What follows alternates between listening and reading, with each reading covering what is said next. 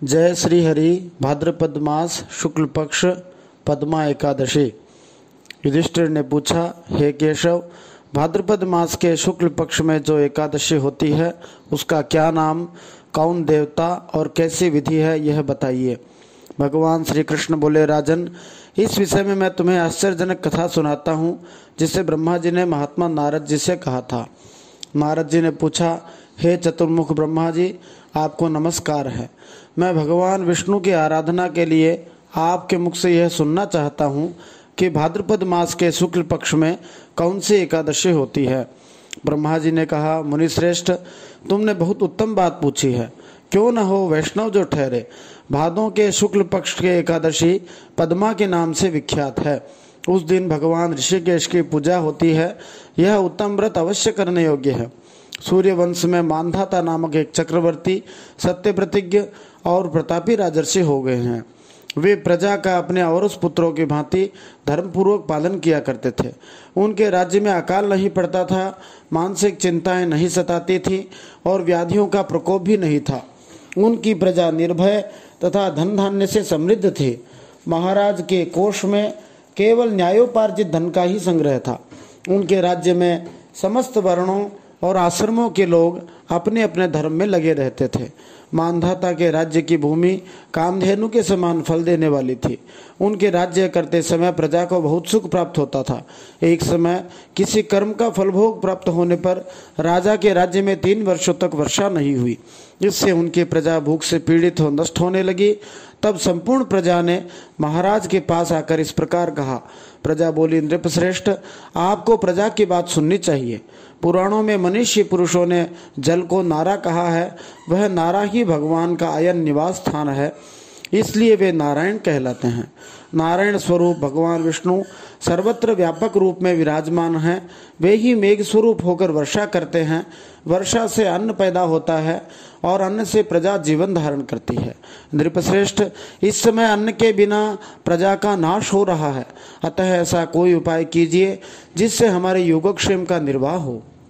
राजा ने कहा, आप लोगों का कथन सत्य है, क्योंकि अन्न को ब्रह्म कहा गया है। अन्न से प्राणी उत्पन्न होते हैं और अन्न से ही जगत जीवन धारण करता है।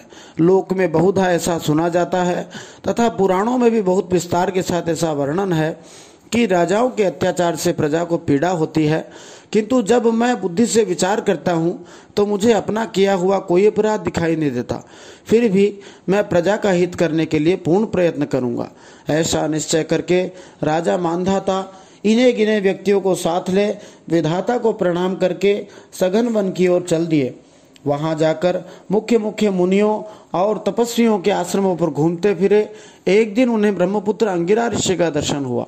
उन पर दृष्टि पड़ते ही राजा हर्ष में भरकर अपने वाहन से उतर पड़े और इंद्रियों को वश में रखते हुए दोनों हाथ जोड़कर उन्होंने मुनि के चरणों में प्रणाम किया। मुनि ने भी स्वस्ति कहकर राजा का अभिनंदन किया और उनके राज्य के 7 अंगों की कुशल पूछी। राजा ने अपने कुशल बताकर मुनि के स्वास्थ्य का समाचार पूछा। मुनि ने राजा को आसन और अर्घ्य दिया। उन्हें ग्रहण करके जब वे मुनि के समीप बैठे तो उन्होंने इनके आगमन का कारण पूछा। तब राजा ने कहा, भगवान, मैं धर्मानुकूल प्रणाली से पृथ्वी का पालन कर रहा था, फिर भी मेरे राज्य में वर्षा का अभाव हो गया। इसका क्या कारण है, इस बात को मैं नहीं जानता। ऋषि बोले, राजन, यह सब युगों में उत्तम सत्य युग है। इसमें सब लोग परमात्मा के चिंतन में लगे रहते हैं तथा इस समय धर्म अपने चारों चरणों से युक्त होता है। इस युग में केवल ब्राह्मण ही तपस्वी होते हैं, दूसरे लोग नहीं।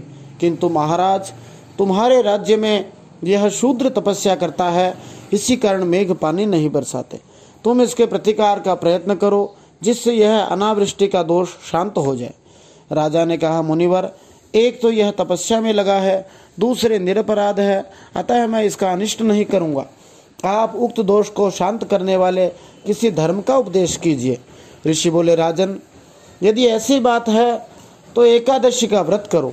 भाद्रपद मास के शुक्ल पक्ष में जो पद्मा नाम से विख्यात एकादशी आती है, उस एकादशी का व्रत आपको करना चाहिए। उस व्रत के प्रभाव से निश्चय ही उत्तम वृष्टि होगी। नरेश, तुम अपनी प्रजा और परिजनों के साथ इसका व्रत करो। ऋषि का यह वचन सुनकर राजा अपने घर लौट आए। उन्होंने चारों वर्णों की समस्त प्रजाओं के साथ भादों के शुक्ल पक्ष की पद्मा एकादशी का व्रत किया। इस प्रकार व्रत करने पर मेघ पानी बरसाने लगे, पृथ्वी जल से आप्लावित हो गई और हरी भरी खेती से सुशोभित होने लगी। उस व्रत के प्रभाव से सब लोग सुखी हो गए। भगवान श्री कृष्ण कहते हैं, राजन, इस कारण इस उत्तम व्रत का अनुष्ठान अवश्य करना चाहिए। पद्मा एकादशी के दिन जल से भरे हुए घड़े को वस्त्र से ढककर दही और चावल के साथ ब्राह्मण को दान देना चाहिए। साथ ही छाता और जूता भी देना चाहिए। दान करते समय निम्नांकित मंत्र का उच्चारण करें।